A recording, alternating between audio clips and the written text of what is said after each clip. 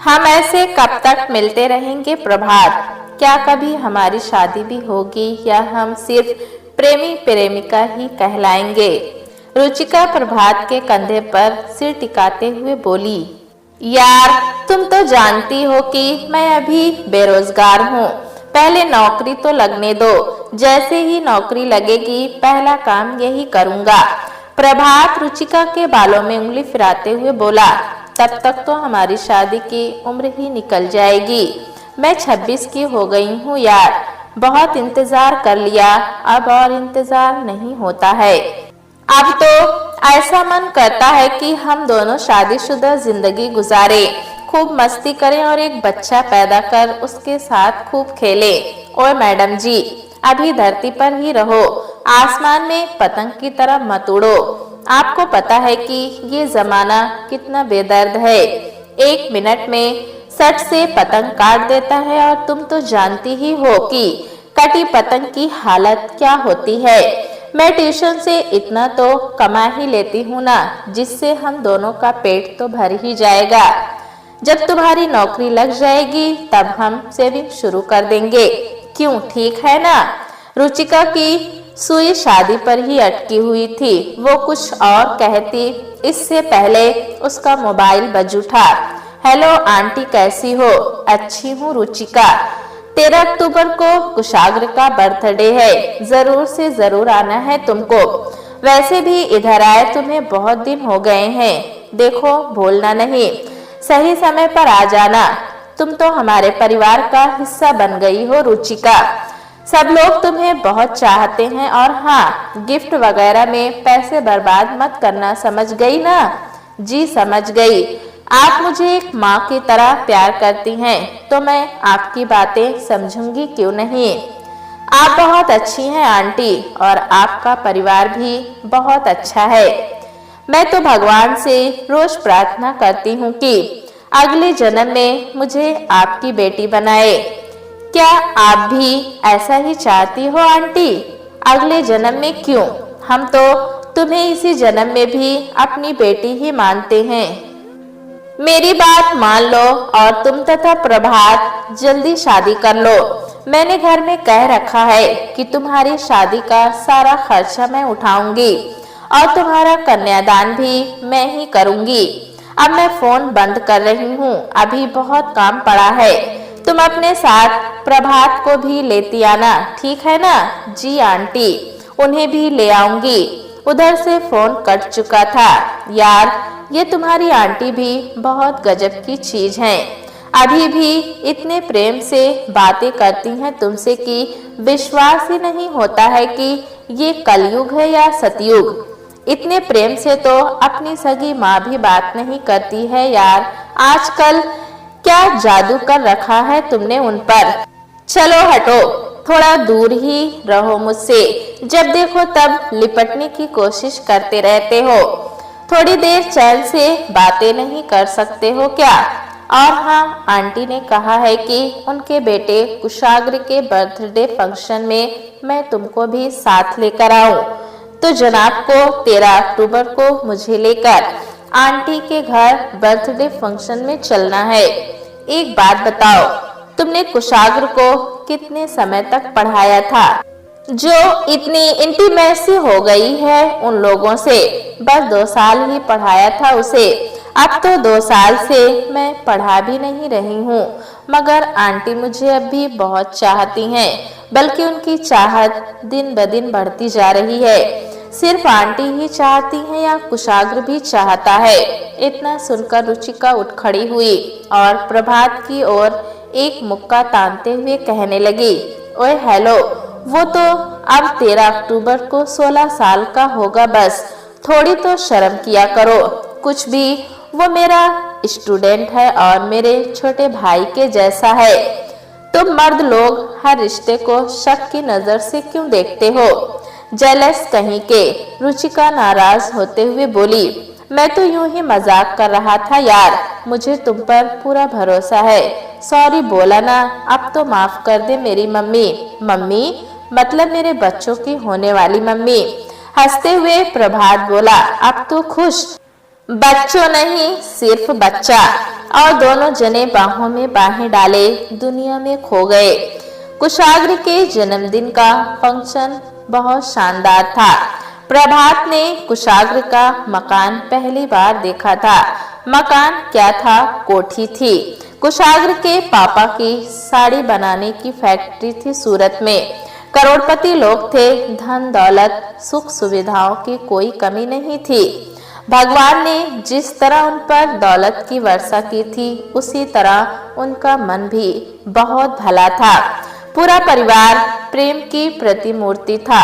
कुशाग्र के परिवार की समृद्धि देखकर प्रभात के मस्तिष्क में षड्यंत्र के ताने बाने बुनने लगे।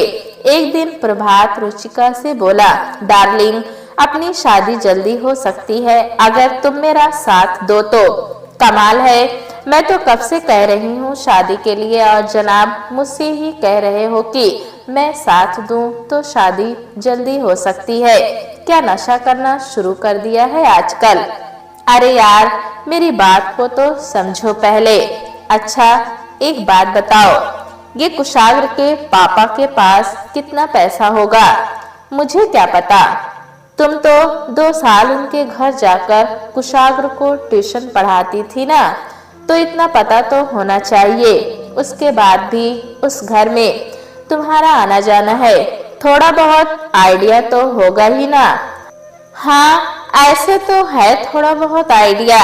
मैं समझती हूँ कि करीब 100 करोड़ के आसामी तो होंगे वे, पर तुम ऐसा क्यों पूछ रहे हो? 100 करोड़ के? Oh my God. तो एक बात बताओ कि अगर 100 करोड़ में से 20-30 लाख रुपए निकल जाएं, तो उनको कुछ फर्क पड़ जाएगा क्या?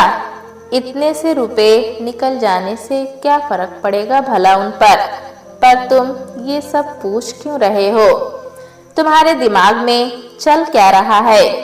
रुचिका गौर से प्रभात का चेहरा पढ़ने की कोशिश करने लगी। देखो, मुझे गलत मत समझना, मैं अपनी शादी के बारे में ही सोच रहा था। 10-15 लाख में अपनी बढ़िया शादी हो जाएगी, 6-7 लाख में एक कार आ जाएगी और 5-6 लाख में हिमाचल प्रदेश में हनीमून मना लेंगे।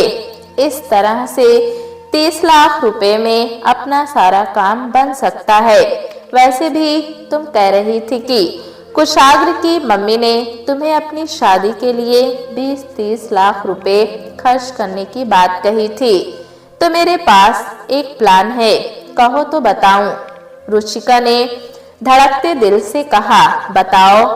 देखो, हम एक काम करते हैं, कुशाग्र कोचिंग जाता है, जब वो कोचिंग से लौटेगा तब मैं उसे अपने घर ले आऊंगा।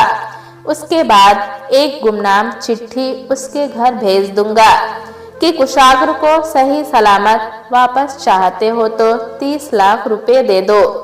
30 लाख रुपए मिलते ही हम कुशाग्र को छोड़ देंगे, अपना काम भी बन जाएगा और कोई तकलीफ भी नहीं होगी। बोलो, क्या कहती हो? ना बाबा ना, तुम ऐसा प्लान बनाओगे मुझे पता नहीं था। इसमें तो रिस्क बहुत है, पुलिस को पता चल गया तो कैसे पता चलेगा? कौन देगा सूचना? कुशाग्र के घर वालों के लिए 30 लाख रुपए कोई बहुत बड़ी रकम नहीं है। कुशाग्र की जान ज्यादा कीमती है उनके लिए, अतः वे लोग चुपचाप पैसे दे देंगे, किसी को पता भी नहीं लगेगा और अपना काम भी बन जाएगा। बात समझ में आई? कमरे में एकदम सन्नाटा छा गया। रुचिका के हृदय की धड़कनें लुहार की धौंकनी की तरह चलने लगी। वो पसीने में नहा गई। नहीं, ये ठीक नहीं है, मैं इसकी अनुमति नहीं दे सकती हूँ। कितना विश्वास करती हैं आंटी मुझ पर, मैं उनके विश्वास का कत्ल नहीं कर सकती हूँ। तो ठीक है, किडनैपिंग कैंसिल तो अपनी शादी भी कैंसिल।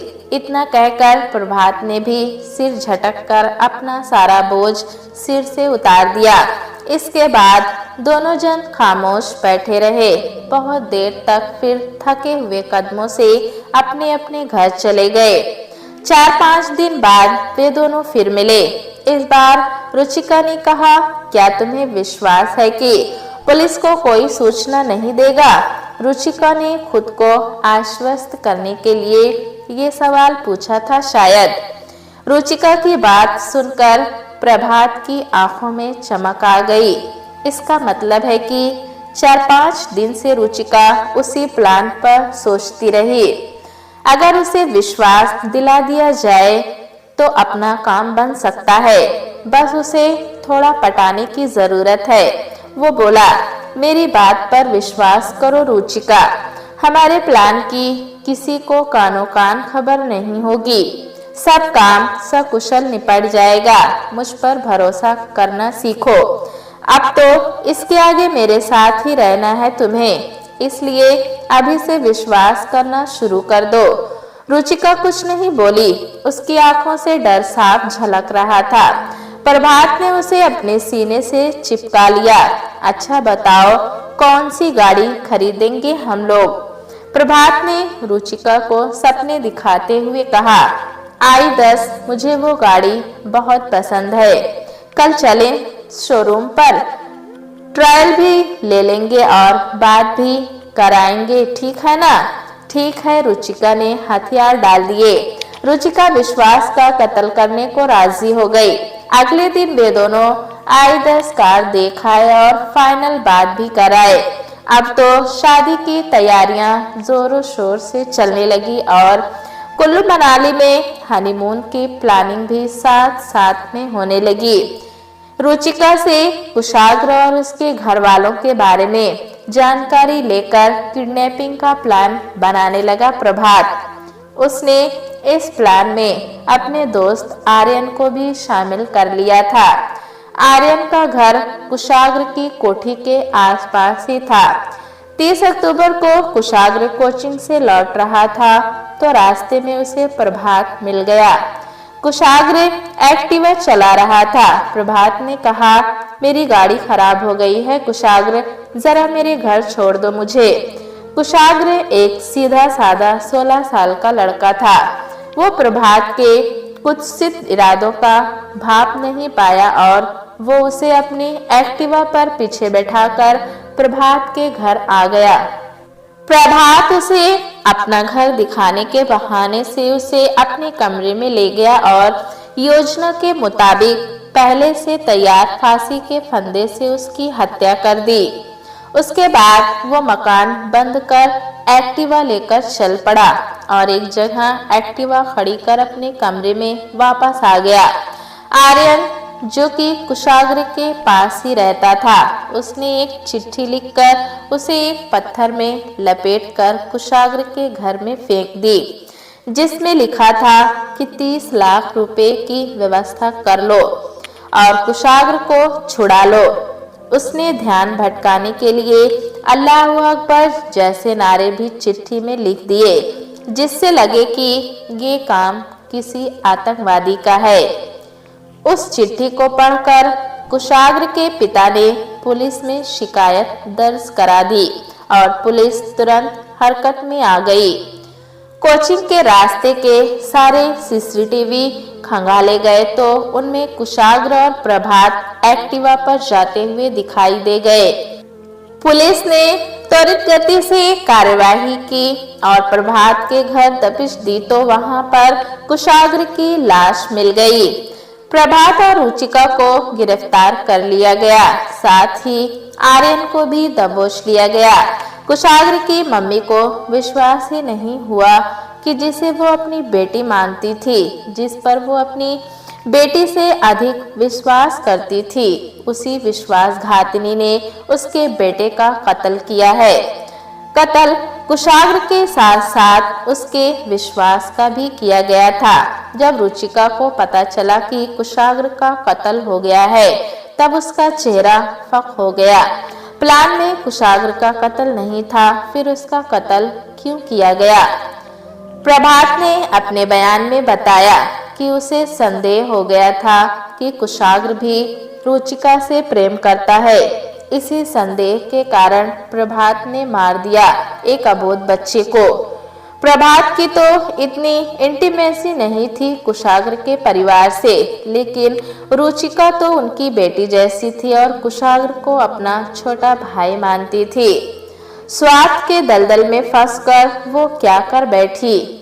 जब मोह माया का पर्दा आंखों पर पड़ जाता है तो सबसे पहले विवेक नष्ट हो जाता है। विवेक नष्ट होने से भला बुरा पहचानने की शक्ति समाप्त हो जाती है और तब अज्ञात के वशीभूत होकर तमस गुण की प्रधानता के कारण मनुष्य अपराध कर बैठता है और विश्वास का भी कत्ल कर देता है। प्यारे दोस्तों, कहानी कैसी लगी हमें कमेंट में ज़रूर बताएं। चैनल पे नए हैं तो एक लाइक और सब्सक्राइब करना ना भूलें।